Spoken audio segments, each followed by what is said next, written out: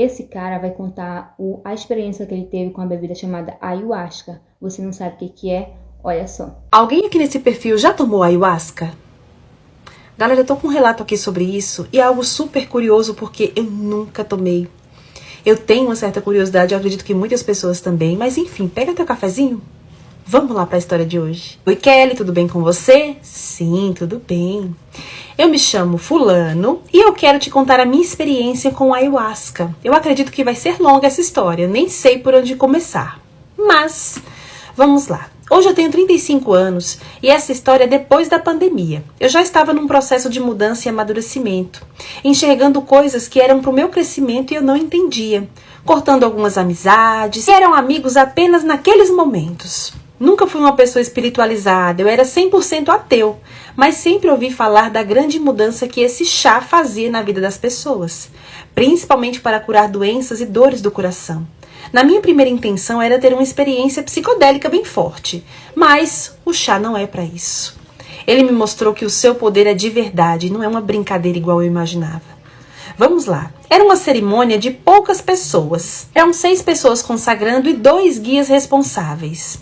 Colocamos um colchão próximo à fogueira e começamos a cerimônia. Tudo sempre com muito respeito, orações, defumação, algo muito diferente para mim.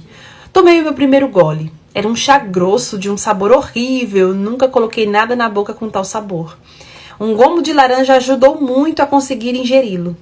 A partir de agora, o silêncio total, apenas as canções.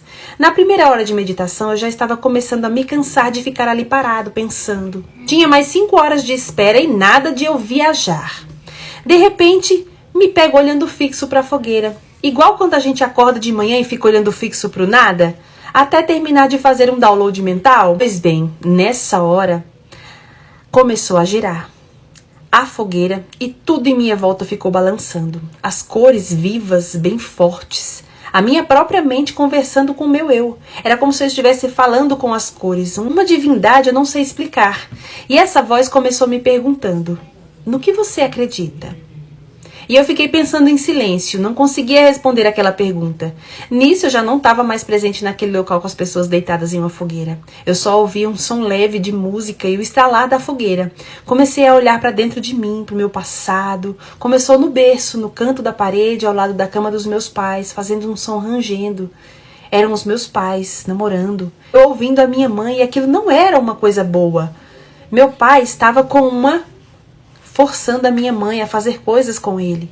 Depois nisso eu vi meu pai dormindo e a minha mãe chorando baixinho, um choro de coração partido, quebrado. Eu, deitado no colchão, no corpo físico, sentia os meus olhos escorrendo em lágrimas. A cena mudou.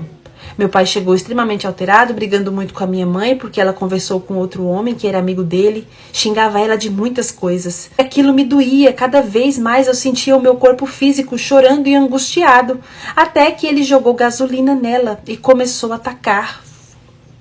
Minhas irmãs mais velhas conseguiram ajudas dos vizinhos. E nisso foram se passando cenas da minha infância. Meu pai judiando das minhas irmãs, e elas fugindo comigo no colo. A minha mãe ficava em casa para apanhar enquanto elas fugiam me segurando, para se esconder na vizinha comigo. Toda aquela dor estava acumulada dentro de mim. Quando eu cresci um pouco, meu pai fez 2 anos. E eu nunca esqueci, ele maltratava muito os animais e eu era obrigada a participar. Ele raspava o rabo do cachorro, sabe, batia, amarrava, enfim. E uma outra eu vi o meu pai com um pó branco, inalando. Também me foi revelado que aos poucos meses de vida ele me jogou na cama e eu fui no chão. Até hoje isso me afeta com problemas no joelho e na coluna. Eu fui crescendo uma criança revoltada, dei muito trabalho na adolescência. O chá estava me mostrando muita coisa, muita dor acumulada no meu coração, que eu estava carregando.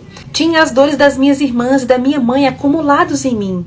E por isso eu não conseguia me livrar daquela angústia que eu carregava.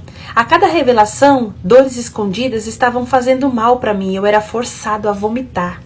Faz parte da limpeza espiritual. Cada passo revelado que eu conseguia superar, eu vomitava muito, de doer a garganta. Depois começaram as revelações das maldades que eu fiz na vida. Maltratando animais, usando coisas que eu não devia. Eu perdi meu pai com 11 anos. Ele foi preso quando eu tinha 6. Perdi minha mãe 2 meses depois de completar 18 anos. Eu estava na adolescência, ainda revoltado. Conheci a noite, fiz muita coisa ruim. Tudo isso foi sendo limpo. Quase no final, eu estava conversando com esse ser de luz e de cores, e essa voz me falava: você precisa reaprender a viver. Você não precisa acreditar no que te ensinaram a acreditar. Você conhece a história da igreja, sabe que o ser humano é muito mentiroso, mas apenas acredite que existe algo além dessa vida. Seja a pessoa que eu te mostrei que você é e siga em frente, porque agora você viu tudo o que precisava para encarar a sua vida. Existe sim um mundo espiritual. Torne-se um ser humano lindo que você sempre foi. Nisso eu comecei a passar muito mal no final. Ainda existiam mágoas dentro de mim que o meu corpo não conseguia expulsar. Comecei a xingar e a gritar, atrapalhando a consagração de outras pessoas. Ninguém conseguia me segurar até que meu guia me deu as mãos. E eu me senti presente no mundo humano de novo. Mais uma vez eu vomitei. Desculpa desse detalhe, mas saiu algo grosso da minha boca. Parecido como carne podre e sangue, que me machucou muito a garganta. Quando saiu tudo que tinha que sair, eu me tornei uma outra pessoa. O peso que existia no meu coração já não estava mais no meu peito. Eu comecei a enxergar a vida de uma forma totalmente diferente. Depois de anos daquela consagração, eu continuo leve. Eu aprendi a amar e a respeitar as pessoas, os animais, me tornei uma pessoa carinhosa, amável, comprometida, paciente.